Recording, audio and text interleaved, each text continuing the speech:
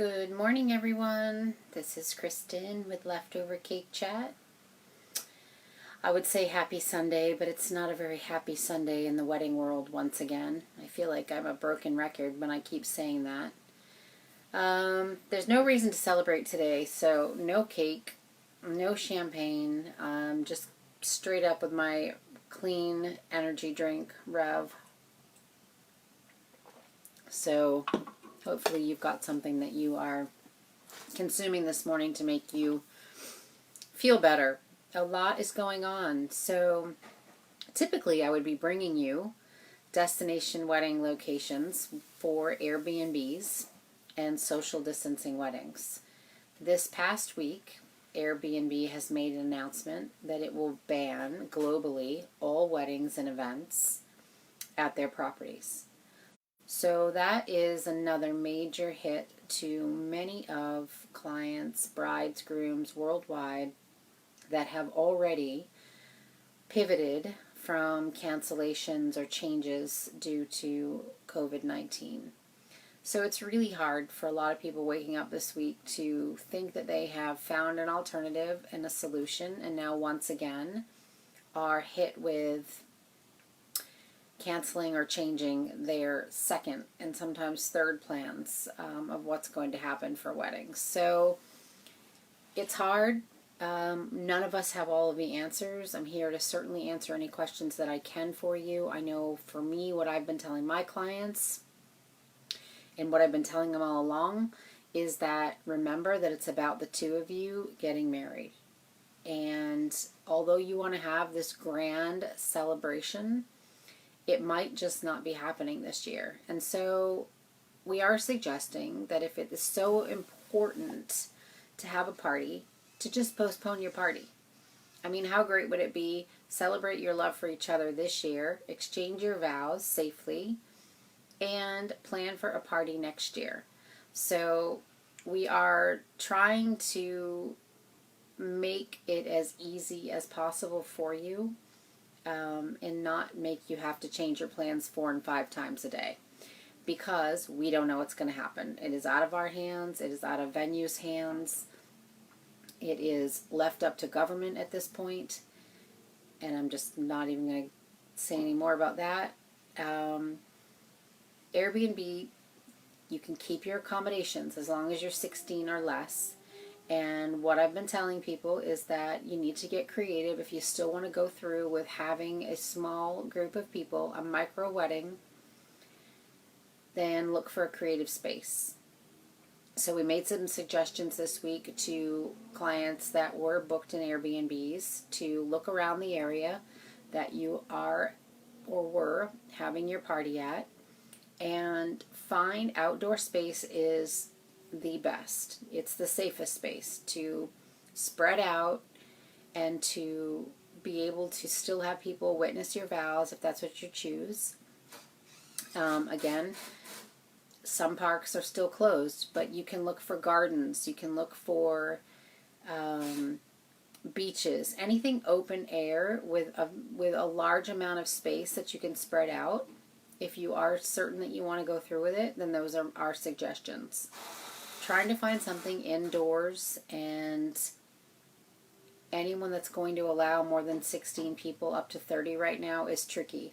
So you have to remember, you might have a guest list of 30, but you also have vendors. So if you have a photographer or a videographer or your officiant or the staff that's waiting on you, there are many more people involved than just yourselves and your guest list. And that is what the issue has become. Well, the issue is larger. People broke the rules and they started having giant, massive house parties in big cities, which had nothing to do with weddings, and unfortunately has ruined it for everyone. That's pretty much the bottom line. And that is what happened with Airbnb. They found that people were just having 200 and 300 people in these rented houses, and it's just unacceptable with what's going on. So stay in your accommodations if you can. Get creative. There are plenty of ways. I mean, I will say that this is now more than ever a time that you should have a planner, because we know you're stressed out and we know you're frustrated, and we are here to help you. And we have creative ideas. We have plan Bs and plan Cs all of the time.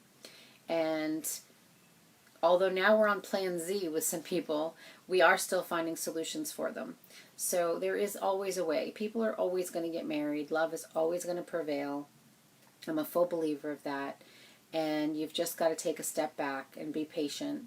And like I said, maybe it's just exchanging the vows of the two of you at this point and planning something for next year. Destination weddings are so popular, and they are normally smaller. So if your guest list is going from, 150 to 50, it's easier to ask 50 people to travel with you than it is 150. The future is definitely micro weddings. So it's here. It's going to be here well into next year. And I personally own an Airbnb where I have weddings happen.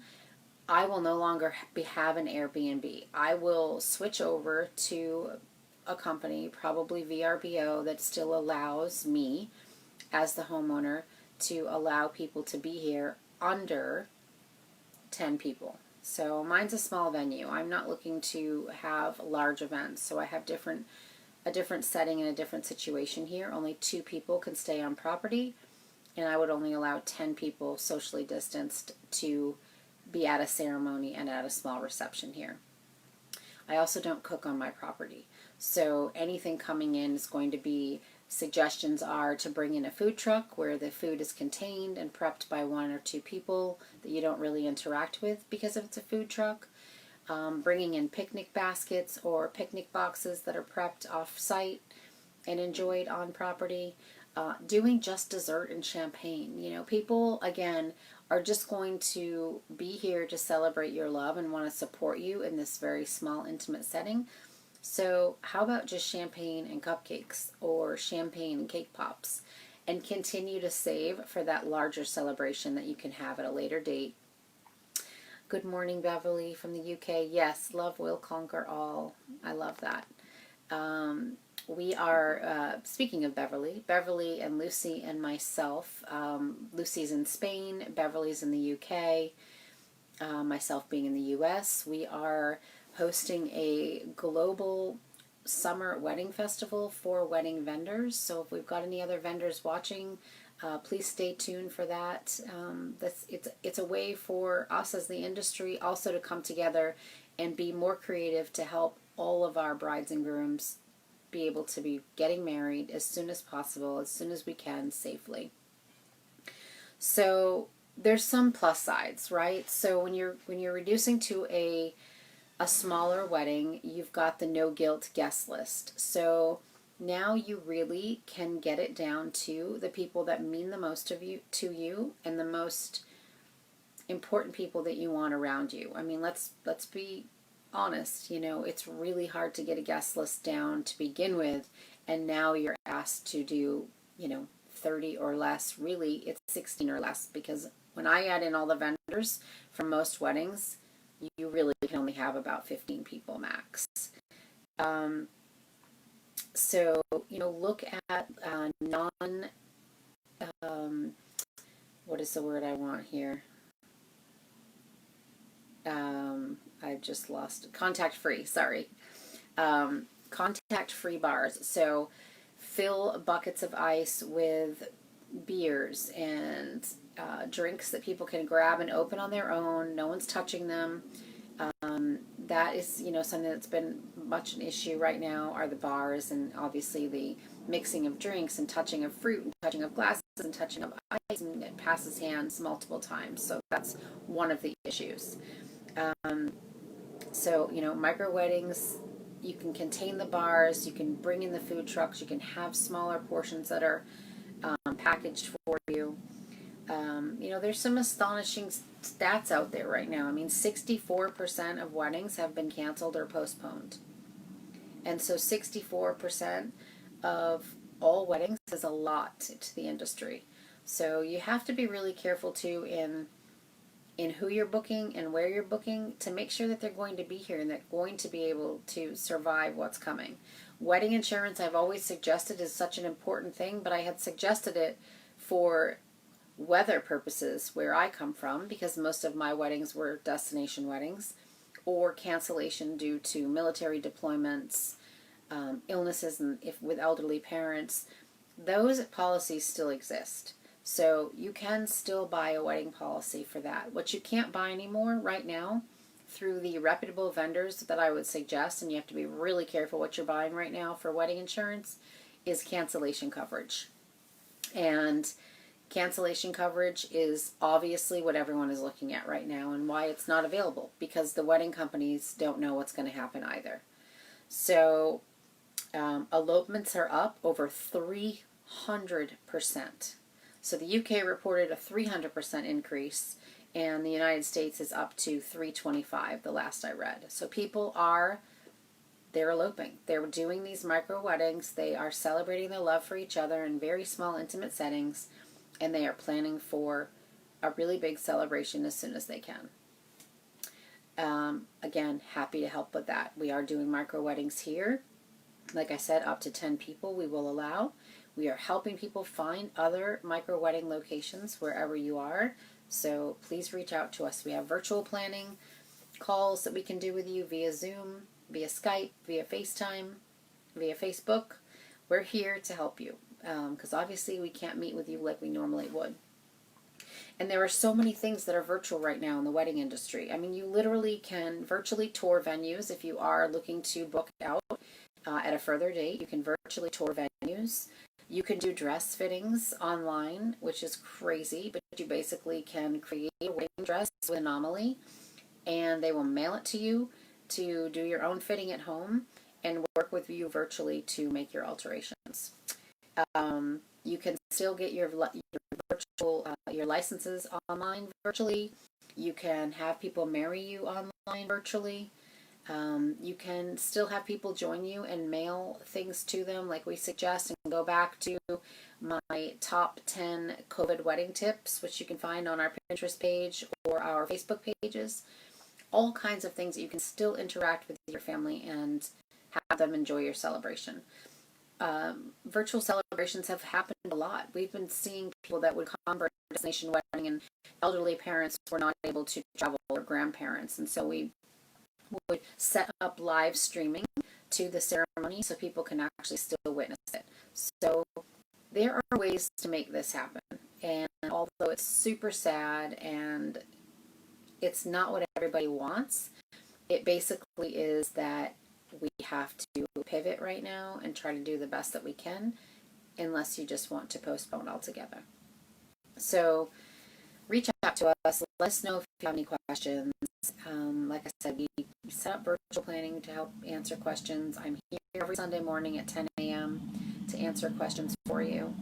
And we will still plan. People will still get married. Don't give up.